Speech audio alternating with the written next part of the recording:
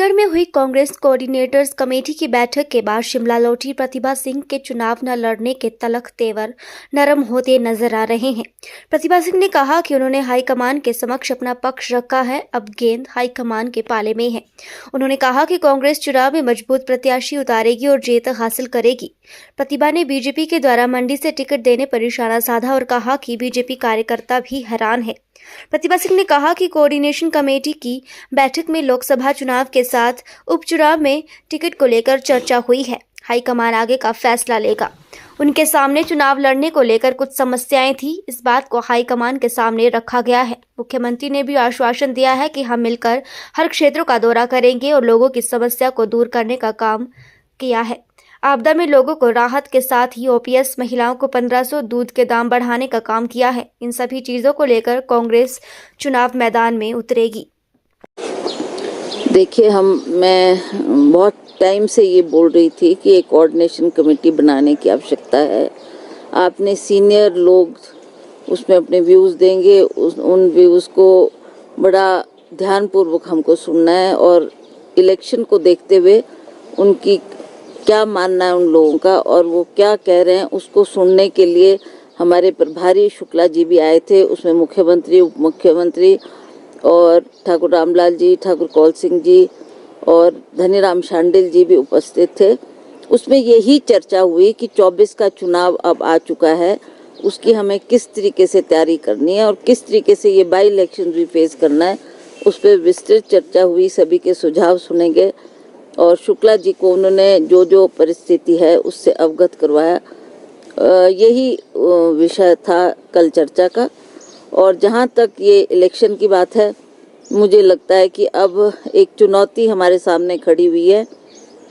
उपचुनाव भी है, उसमें हमें किन किन को उतारना है मैदान में, इस पर भी चर्चा की गई और उन्होंने थोड़ा टाइम मांगा कि हमको थोड़ा फीडबैक लेने दो कि लोग क्या मान रहे हैं, क्या हम किस व्यक्ति को मैदान में उतारेंगे और कौन सशक्त है और कौन ये आने वाले चुनाव का सामना कर सकता है। तो इसमें सबके सुझाव सुने गए और मेरे को लगता है कि क्योंकि अब लास्ट चरण में हमारा इलेक्शन है तो इसलिए थोड़ा टाइम हमारे को मिल गया। हम इस पे सोच विचार कर रहे थे और सभी के सुझाव प्रभारी ने सुने और वो अब इस विषय को हाईकमांड के सामने रखेंगे। हाईकमांड अब जो हमारे कैंडिडेट्स तय होंगे उस पर क्या उनका निर्देश होता है उसके मुताबिक ही चलेंगे। ये बताया जा रहा है कि प्रतिभा सिंह जो है आला कमान की पहली पसंद है मंडी से, तो क्या प्रतिभा सिंह मान गई है अभी चुनाव लड़ने के लिए कि अभी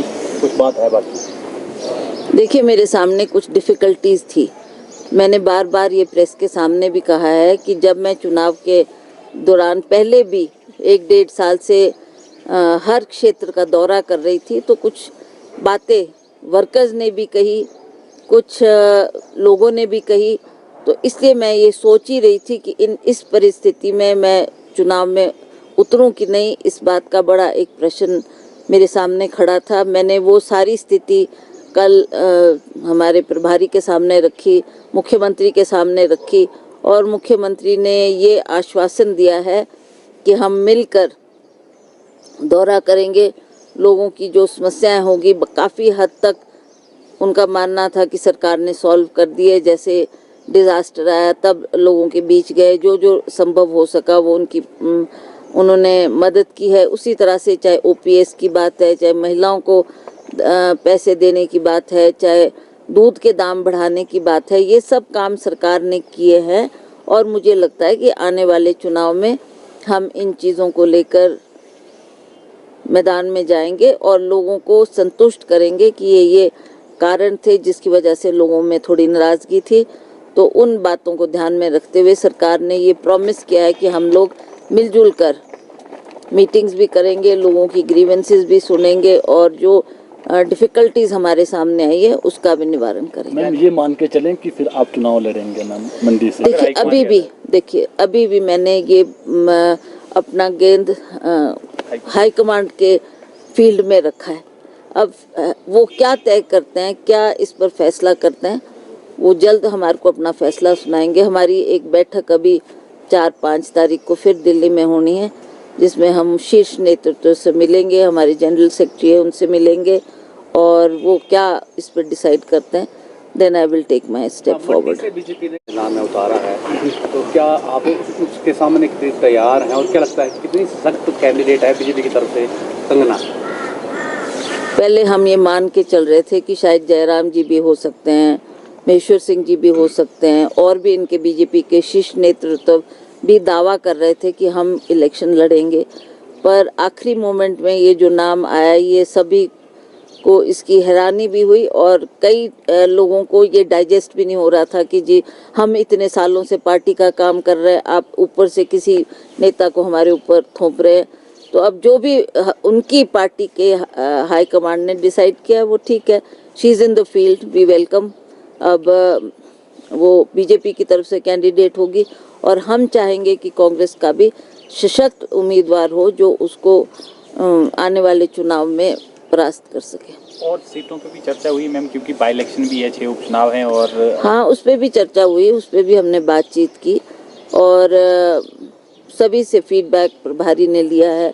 कुछ नामों की भी चर्चा हुई कि ये भी हो सकता है, क्योंकि बाई इलेक्शन में हमारे कुछ नए नाम आने हैं, वो उन्होंने कहा कि हम डिटेल्ड रिपोर्ट एक दफ़ा जानकारी हासिल कर लें, इस पे जल्दबाजी ना करें, थोड़ा टाइम दिया जाए और हम सोच विचार के उन कैंडिडेट्स को फील्ड में उतारेंगे जो कांग्रेस की तरफ से सबसे मजबूत कैंडिडेट है। मैम सूचना है कि कुछ बड़े नेता भाजपा के जो है वो कांग्रेस में शामिल हो सकते हैं और कल चंडीगढ़ में जो है वो चर्चाएं भी हुई है। रामलाल मार्कंडा ने जो है वो जनता के बीच कहा है कि मैं कांग्रेस से भी चुनाव लड़ सकता हूं, और राकेश कालिया का नाम भी सामने आ रहा है, तीसरा नाम लखविंदर राणा का है, ऐसे नाम सामने आ रहे हैं। क्या आप उनको पार्टी में लेंगे? देखिए, मुझे तो ऐसा कोई आदेश नहीं हुआ है और ना ही पार्टी में उनको शामिल करने की कोई बात की गई है। ये बात जरूर है कि उनके विषय में लोगों ने अपने विचार रखे हैं। अब मैंने आपको कहा कि क्या हाईकमांड डिसाइड करती है और किसको वो आगे लाना चाहते हैं, that is for them to see. Ma'am, चुनाव से पहले कार्यकारी अध्यक्षों की नियुक्ति क्यों करनी पड़ी? नियुक्ति हुई है, वो भी एमएलएज में से ही है, पार्टी में से, संगठन में से नहीं हो पाई है। तो क्या लग रहा है क्यों मतलब पार्टी के लोगों को फिर भी तरजीह नहीं? चलो, है तो पार्टी के वर्कर ही है, ऐसी बात नहीं है, चाहे वो किसी भी पद पे बैठे हैं।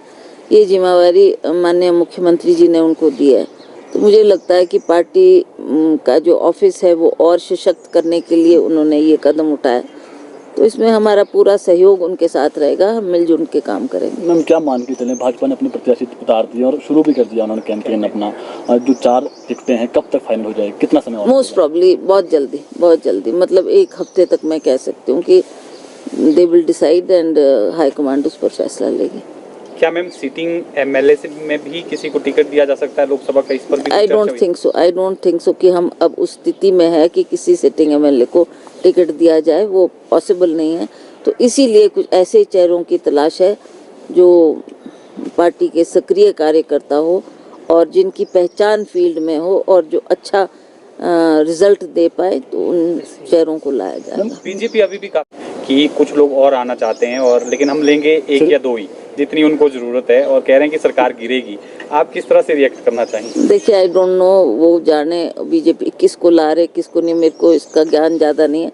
मैं तो अपनी पार्टी की बात कर सकती हूँ। What they are doing that is not my concern. हमने अपनी पार्टी को सशक्त करना है, मजबूत करना है, हमने मैदान में अपने प्रत्याशी उतारने ताकि हम ये आने वाले चुनाव अच्छे मार्जिन से जीत। मानते हैं सरकार को अब कोई खतरा है अभी? ऐसा तो कुछ नहीं है। हाँ, एक संकट का बादल हमारे ऊपर जरूर छा गया था, जिसके लिए हम सभी प्रयासरत हैं, हम कार्य कर रहे हैं और हम चाहेंगे कि आने वाले समय में हम सरकार को मजबूत करें और सरकार हमारी अपना पूरा कार्यकाल पूरा करे। मैम, मंडी से विक्रमादित्य सिंह को जो है वो जिम्मा दिया गया है संसदीय क्षेत्र का, और कल उन्होंने सोशल मीडिया पर पोस्ट डाली है जिस प्रकार से सनी देओल हैं, उन्होंने जो है असिस्टेंट रखा है आगे जो भी काम करवाने के लिए। तो क्या मानते हैं आप जो कंगना रनौत हैं वो अब आसान प्रत्याशी है, वो सीट जीत सकती है मंडी वाली सीट कांग्रेस? क्यों नहीं, हमने काम किया है, हमने फील्ड में रहे हैं, हमने अपनी सांसद नीति बांटी है और हर क्षेत्र का दौरा किया है, लोगों की समस्याओं को दूर किया है। मैंने आपको कहा कि जो वायदे हमने मैनिफेस्टो में लोगों से किए उसको भी हमने पूरा करने का प्रयास किया। तो ऐसी बात नहीं है, कांग्रेस काफ़ी मजबूत है और हम मजबूती के साथ इस इलेक्शन को लड़ेंगे और अवश्य इसमें जीत हासिल करेंगे। ठीक है